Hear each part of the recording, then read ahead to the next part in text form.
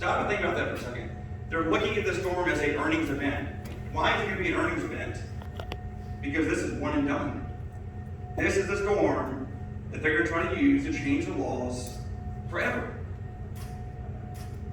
You're out there, you're dealing with the homeowners, right? You're seeing the egregious conduct that's going on. You need to document that.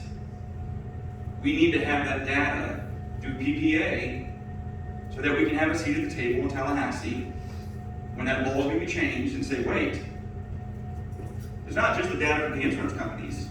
We have this. There's fraud that goes on, and we have APA we can report the fraud to.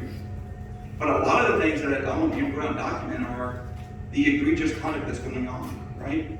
Maybe it's not outright fraud, it's just them not paying for ALE, right? It's them not paying for any expenses. So they're putting the insured between a rock and a hard place, okay? Document that information, because they're going to go down there and they're going to say, we paid millions and millions of dollars so far. We've closed out 90% of the claims that have been filed against us. And we have to have that data and documentation to show that they've done a terrible job and a great disservice to the residents of Florida and how they've addressed this claim. So that's why we founded PPA, is to fight back. It's Policyholder Advocates Association of America.